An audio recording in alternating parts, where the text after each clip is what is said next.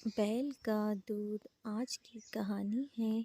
हमेशा की तरह एक दिन मौका पाकर दरबारी अकबर को बीरबल के खिलाफ भड़काने लगे और कहने लगे, जा बना बीरबल अपने आप को बुद्धिमान समझता है तो आप उसकी अकल की परीक्षा लें और कहिए कि बैल का दूध लाए। दरबारियों की बातों में आकर अकबर ने बीरबल की अक्लमंदी की परीक्षा लेने की सोची और बीरबल उस समय दरबार में उपस्थित नहीं थे। जब वह दरबार पहुँचे तो अकबर बोले, बीरबल, क्या तुम अपने आप को बहुत बुद्धिमान समझते हो? तो बीरबल बोला, जी हुजूर। बीरबल ने उत्तर दिया, तो ठीक है, हम तुम्हें एक काम दे रहे हैं, तुम उसे 2 दिन के भीतर करो। फरमाए हुजूर, आपके हुक्म की आपका हुक्म मानना मेरा कर्तव्य है। जाओ, जाकर बैल का दूध लेकर आओ। अकबर ने आदेश दिया। आदेश सुनकर बीरबल तो भौचक्के रह गए। दरबारी मन ही मन प्रसन्न हो रहे थे। वे जानते थे कि यह कार्य असंभव है, क्योंकि दूध तो गाय देती है, ना कि बैल। बीरबल, तुमने तो कोई जवाब नहीं दिया। बीरबल कहता भी क्या, बस वह करने समय तक था। हामी भरकर घर लौट आया और घर आकर गहन सोच विचार करने लगा और अपनी पत्नी और पुत्री से चर्चा की। आखिरकार सब ने मिलकर एक उपाय निकाला।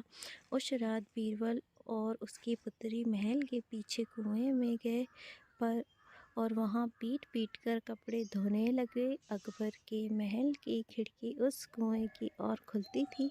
जोर जोर से कपड़े पीटने की आवाज़ सुनकर उनकी नींद खुल गई। खिड़की से झांकने पर उन्हें एक लड़की कुएं पर कपड़े धोते दिखी।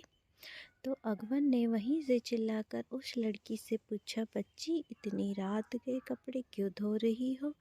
बीरबल की पुत्री हूँ हुजूर, मेरी माता घर पर नहीं है, वे कुछ महीनों मायके में गई है। उनकी अनुपस्थिति में आज मेरे पिता ने एक बच्चे को जन्म दिया है। दिन भर मुझे उनकी सेवा करनी पड़ती है, कपड़े धोने का समय ही नहीं, इसलिए रात में कपड़े धुल रही हूँ। ऐसी विचित्र बात सुनकर आदमी बच्चे पैदा करते हैं क्या? अकबर कुछ नाराजगी से बोले, करते हैं हुजूर, जब बैल दूध दे सकता है तो।